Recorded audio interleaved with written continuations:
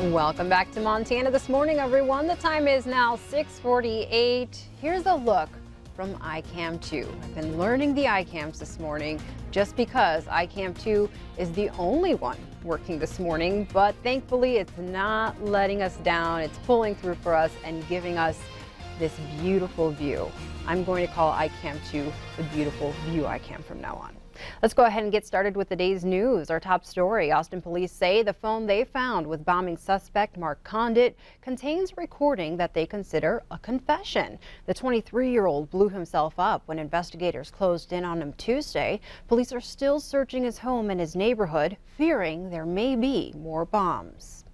Forecasters expect another 10 inches of rain will fall on Southern California today, increasing the risk of mudslides. 30,000 people who live in mudslide-prone areas have been evacuated for the third time since January. Authorities are hoping to avoid a repeat of January's deadly debris flow from mountainside areas left bare by wildfires. And Facebook CEO Mark Zuckerberg has apologized for an app that was able to gain access to the personal information of 50 million users without their consent. He called it a major breach of trust. Anderson Cooper interviewed Zuckerberg for the first time since news of the scandal broke last week. Zuckerberg says he believes it's time to impose more regulations on tech companies.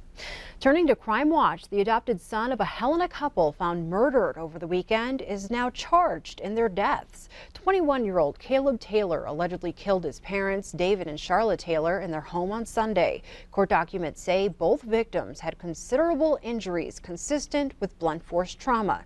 Taylor allegedly told detectives he killed his parents and took jewelry from the home in order to make it look like a robbery. He also said he took a shower and removed his blood-stained clothing and an unspecified murder weapon from the scene. Meanwhile, Lewis and Clark County Sheriff Leo Dutton says investigators are looking to speak with another man who is a person of interest. Police are looking for Andrew Duncan in connection to the murders. Duncan is not considered dangerous, but Dutton warns not to detain him. A Department of Corrections website has him listed as a probation absconder and has a 2017 conviction of criminal possession of dangerous drugs. If you see Duncan, contact law enforcement. From the courthouse, defense witnesses for the Billings man accused of raping a teenage girl he met online claim the victim is a liar. Prosecutors rested their case on Wednesday afternoon in the trial for 35-year-old Marcial Mejia. The victim says she met Mejia on Facebook and asked him for a ride home one day. That's when she says Mejia took her to his house and raped her. The girl says she did not report the offense for 3 years and only did so after learning Mejia contacted her younger sister online. Witnesses for the defense attacked the victim's credibility. 2 young women called the victim dishonest, and Mejia's former roommate said he would have been home at the time of the alleged assault, but he heard nothing. Mejia has been out on bond since his initial arrest in 2015. Billings School District 2 will not arm its teachers to protect students, at least for now. Instead, the district will add a student resource officer for elementary schools, bringing the total patrolling schools to 8. The cost of another SRO ranges from $60,000 to $70,000. Under Montana law, school boards have the authority to grant certain individuals, including teachers, the ability to carry guns on school property. Mark Wall, current athletics and activities director, will also spearhead emergency preparedness and school safety.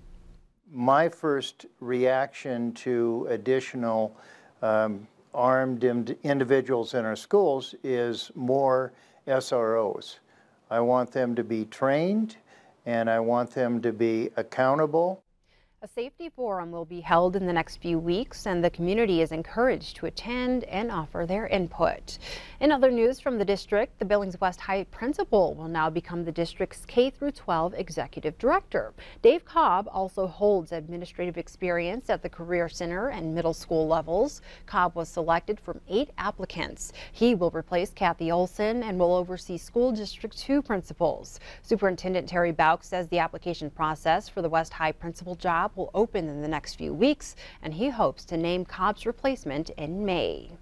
In other news, Montana's congressional delegation is cheering the inclusion of timber management reforms in the government's latest spending bill. Senator Steve Daines and John Tester and Representative Greg Gianforte say it's a win for better forest and fire management. Daines says the bipartisan agreement will make it easier to log and thin forests to help reduce the intensity of wildfires. Senator Tester notes the bill reverses part of a court decision that he says created needless red tape for timber and other forest projects. Yet Gianforte says the new language still doesn't do enough.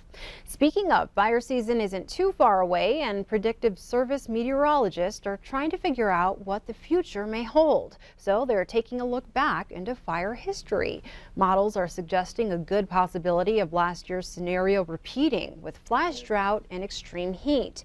One NRCC meteorologist says climate range outlooks suggest we will have another warmer than normal and drier than normal summer. He also mentioned climate signals are resembling 2012, which was a year with a long fire season. However, the more immediate spring forecast offers hope that we'll see beneficial conditions with average precipitation and temps in April and May and possibly into June.